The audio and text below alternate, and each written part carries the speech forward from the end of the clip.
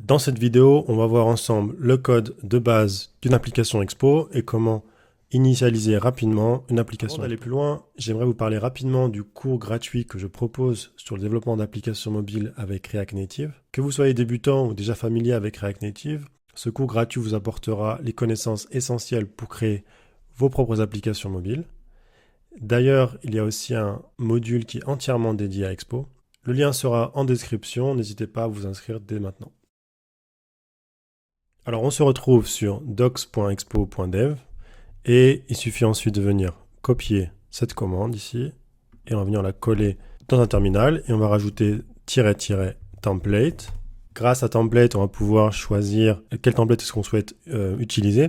Dans cet exemple, on va utiliser navigation avec TypeScript et on va appeler notre application, je vais l'appeler présentation expo. Une fois l'installation terminée ici, on nous dit exactement ce qu'il faut faire. Donc on va faire un cd presentation expo et on va pouvoir faire un npm run iOS et l'application se lance dans Expogo. Donc ici on peut voir qu'on utilise using Expogo. Ici si l'on tape S, on va pouvoir switcher sur un development build. On a aussi d'autres commandes comme lancer l'application dans Android. Vous pouvez aussi tester directement votre application sur votre smartphone en venant scanner ici le QR code qui est présent juste au-dessus des commandes. Mais pour pouvoir tester l'application sur votre téléphone, vous allez devoir installer l'application Expogo. Donc d'abord en allant dans le Play Store ou bien dans l'App Store, selon votre smartphone. Une fois l'installation terminée, dans l'application Expogo d'Android, normalement vous verrez un bouton pour pouvoir scanner le QR code. Sur un iPhone, il faudra scanner le QR code directement depuis votre caméra. Et ensuite, normalement, un lien devra s'afficher juste en dessous du QR code. Et vous serez ensuite redirigé dans l'application Expogo qui ouvrira l'application que vous êtes en train de développer. Donc ici, on voit bien que l'application a été lancée. On voit ici la navigation tab 1, tab 2. Et en haut à droite, on a une modale qui est très facile à mettre en place, comme on verra dans le code d'ici quelques minutes. Maintenant, il est temps de voir la structure de l'application et le code. Alors ici, on retrouve une application tout à fait normale avec le package JSON. On retrouvera nos dépendances et les dev dependencies aussi. On a les scripts. Donc, on a lancé start tout à l'heure, qui est en réalité expo start. On va pouvoir aussi spécifier iOS ou bien Android directement. On pourra aussi lancer notre application sur le web. Ce qui est intéressant ici, surtout, c'est de noter le app.json. Ici, ce fichier, c'est ce que va utiliser Expo pour configurer votre application. Donc, par exemple, ce qui est important ici, c'est le nom, bien sûr. Ce sera le nom de votre application. Le slug, ce sera utilisé pour les builds si vous utilisez le service de build et de submit d'Expo. Ensuite, on a l'icône qui sera utilisé par l'application. Donc, on retrouve cette icône ici dans Assets, ici Images, et on a l'icône de base qui est celui-ci, donc on a vu tout à l'heure. On a aussi le splash screen. Quand on ouvre l'application, on va retrouver aussi l'icône ici qui est au milieu.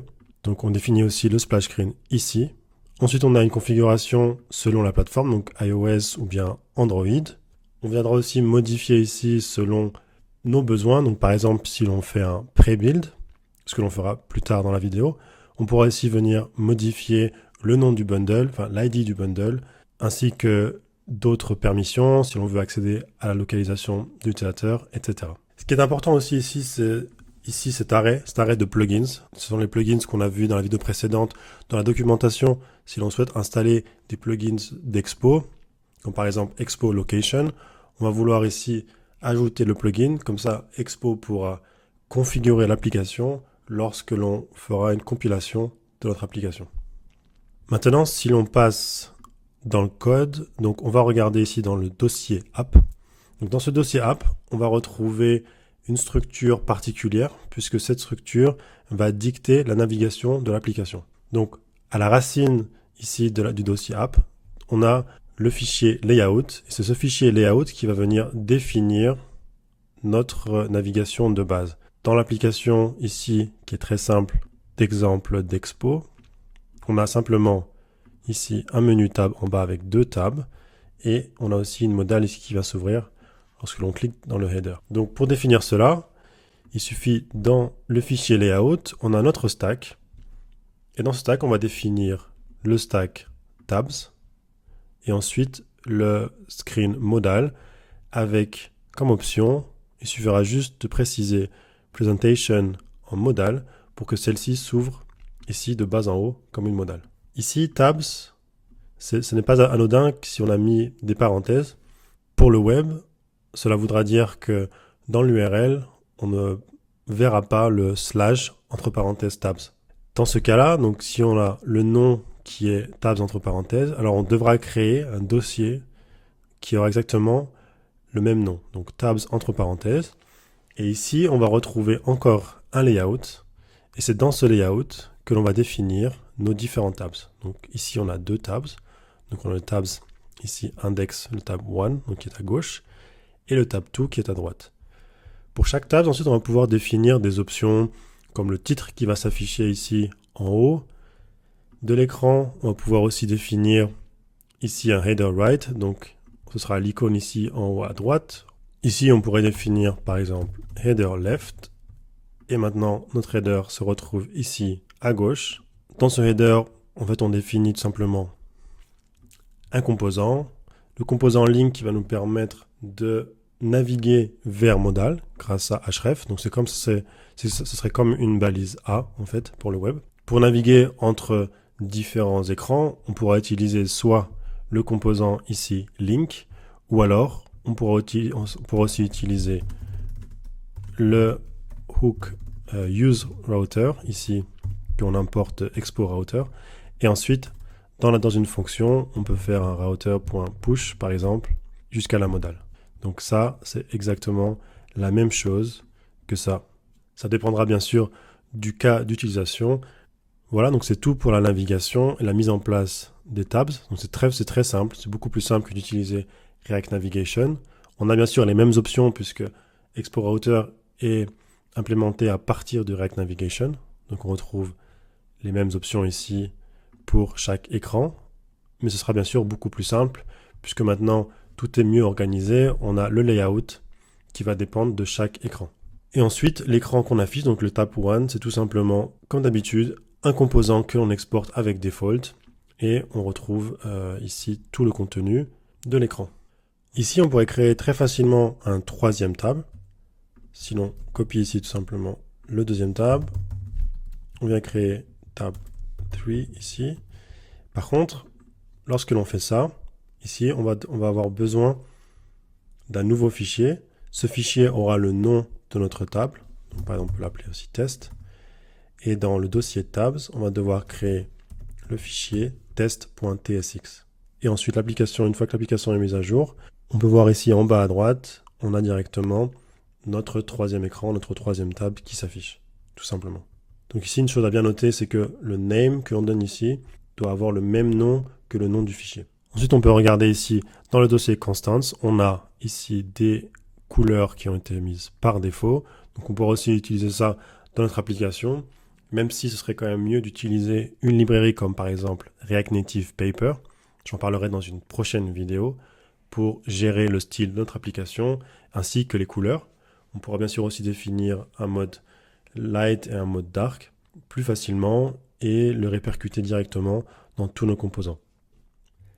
Maintenant, on se retrouve dans la documentation d'Expo, ici dans Références, et j'ai choisi ici le module Expo Camera que l'on va pouvoir installer ensemble. Donc pour cela, on a juste besoin de copier ici npx expo install Expo Camera. D'ailleurs, lorsque l'on veut installer une librairie ou un nouveau package, on va toujours devoir utiliser npx expo install suivi du nom de ce que l'on veut installer. Donc maintenant, on se retrouve dans le terminal et on va faire npx expo install expo camera. On va arrêter aussi ici le serveur de l'application. Et maintenant, dans la documentation, on peut voir que, comme je vous l'avais expliqué plus tôt, dans le fichier app.json, on va devoir configurer certains plugins. Donc celui-ci en fait partie. Donc Expo Camera a besoin de certaines permissions. Permission de la caméra, permission du microphone et aussi Record Audio sur Android pour que l'on puisse utiliser le plugin correctement. Donc ici, il suffit juste de copier. On se retrouve ensuite dans app.json et on va venir coller la configuration. Si on veut, on peut bien sûr modifier ici ce qui est écrit. Ensuite, on va venir copier ici, toujours dans la documentation de Expo Camera, on va venir copier tout le code qui est disponible dans la documentation et on va l'ajouter dans le index, ou plutôt on peut mettre en fait directement dans le tab 2 ici, donc 2.tsx. On va venir tout remplacer. Voilà, et maintenant on va relancer l'application avec npm start. Maintenant, on voit bien sur notre deuxième écran ici, on a le bouton Grant Permission. On a bien la pop-up de permission qui s'ouvre. Ici, on voit bien ce que l'on a écrit, ou ce que l'on a collé dans app.json. On le retrouve bien ici dans notre pop-up. Si l'on accepte, normalement, on devrait pouvoir voir la caméra. Ici, on est dans le simulateur, donc on n'a pas de caméra. Il faudrait le faire sur un smartphone. D'ailleurs, pour cela, vous pouvez le faire directement sur votre smartphone en scannant ici le QR code. Et ici, on a aussi un bouton Flip Camera pour voir la caméra ici frontale. Dernière chose à voir, c'est le pré-build. Donc, avec la commande npx expo pré-build, on va pouvoir créer les dossiers iOS et Android. Donc, au début, ils vont nous demander un package name pour Android. On peut l'appeler com.présentation.expo. Ensuite, ce sera la même chose, un bundle ID, mais cette fois, ce sera pour iOS. On peut mettre exactement la même chose. Ici à gauche, on va pouvoir voir les dossiers apparaître. Et aussi, donc, on a bien maintenant le dossier Android. On a le dossier iOS aussi. Dans app.json, on a maintenant un bundle identifier dans la configuration d'iOS. On a aussi le package. D'ailleurs, ici, les permissions ont été ajoutées automatiquement grâce à l'ajout ici dans les plugins de Expo Camera. Voilà, une fois l'installation terminée, maintenant on va pouvoir lancer l'application. Une fois qu'on a utilisé cette commande pré-build, on va lancer l'application avec npx expo soit iOS, soit Android, selon la plateforme sur laquelle vous voulez travailler. Voilà, c'est tout pour cette vidéo dans laquelle on a survolé les concepts d'Expo pour commencer à utiliser ce framework afin de développer vos propres applications mobiles. Dans une prochaine vidéo, on verra ensemble comment développer une application mobile concrète. Merci d'avoir suivi cette vidéo. À bientôt.